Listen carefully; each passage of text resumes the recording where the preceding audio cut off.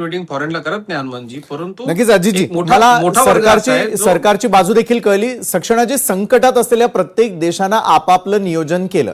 अजितजी आता म्हणताय की पुढच्या आणखी संकटाच्या काळासाठीचं नियोजन असावं. भारताचं नियोजन नेमकं काय आहे, काय नेमकी परिस्थिती असं तुम्हाला वाटतं? सक्षणाजी, प्रथमतः मला एक गोष्ट इथे नमूद करायची आहे की प्रत्येक गोष्ट भारतीय जनता पार्टीचे पदाधिकारी, कार्यकर्ते, प्रवक्ते देशाशी निगडीत आहे, देशभक्तीला का जोडतात?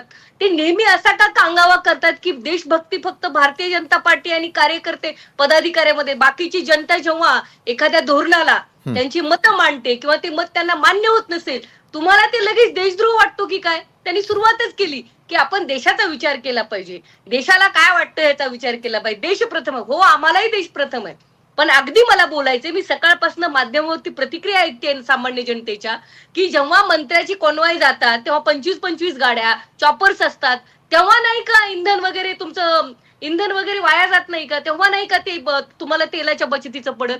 आणि जेव्हा एखादा सामान्य माणूस आता लग्न करणार आहे, त्याने तोळाभर पण सोनं नाही घ्यायचं, ही कुठली पद्धत आहे? मी तर म्हणेन ही डिक्टेटरशिप चालू आहे. हा चिन्हच आहे, सिम्बलच आहे की there will be a chance, और there is a probability of starting a dictatorship.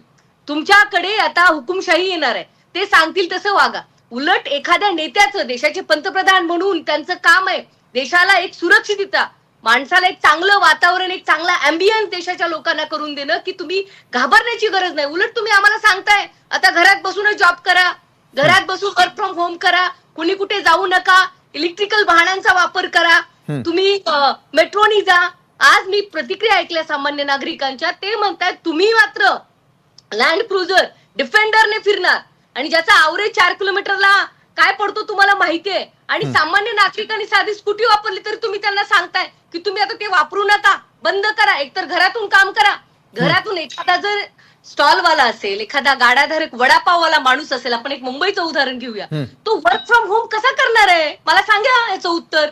बरं, अजितजींकडून मी तुमच्या देखील सगळ्या प्रश्नांची उत्तरं मुद्दा कंप्लीट करू द्या. माननीय पंतप्रधान, मला असं वाटतं त्यांनी संपूर्ण देशभरात आफ्टर द विनिंग पश्चिम बंगाल, वेस्ट बेंगॉलची इलेक्शन झाल्यानंतर झालमुडी, मी तर म्हणते त्यांचं म्हणणं आहे की आता तुम्ही सुद्धा शेवपुरीचा गाडा टाका, काही कामं करू नका, घरातल्या घरात शेवपुरी खा, तेल वगैरे लागणार नाही, तुम्हाला खाद्यतेलाचा वापर करावा लागणार नाही, आपलं मस्तपैकी पाणीपुरी खा, शेवपुरी खा. हा सुद्धा सल्ला त्यांनी दिला तर आश्चर्य वाटू नये. खरं तर याचं गांभीर्य नष्ट होतंय. माननीय पंतप्रधान देशाला काय उद्देशून बोलतायत आणि महाराष्ट्राची, देशाची काय थट्टा करतायत, इंटरनॅशनल लेवल आपली काय इमेज होते, ते मगाशी म्हणत होते हार्मोन समुद्रधोणीचं. मला एक ऍट द सेम टाइम मला एक मुद्दा रेज करायचा आहे अजितजी. तुम्हाला एवढंच वाटतं इंटरनॅशनल वॉर सुरू आहे, मग आपली भूमिका, ह्याचं आपल्याला कुठेतरी शेम वाटलं पाहिजे की पाकिस्तान सारख्या देशामध्ये, इस्लामाबादमध्ये इस्रायल, अमेरिका या लोकांचं पॅचअप व्हावं, शांतता करावं म्हणून इस्लामाबादमध्ये एक नाही 2-2 बैठका होतात आणि भारतात होत नाहीत. हे सेमफुल नाहीये का? आपण काय आहे, तेवढी इंटरनॅशनल इकॉनॉमी 1 ट्रिलियन, एवढी ट्रिलियन आपण म्हणतो, एवढ्या गप्पा मारतो.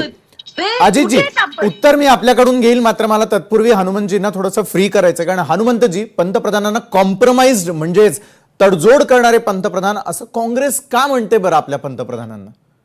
विशालजी, साधं म्हणणं आहे. आज महाराष्ट्राचे मुख्यमंत्री देवेंद्र फडणवीस साहेब यांनी पाकिस्तानमध्ये पेट्रोल किती रुपये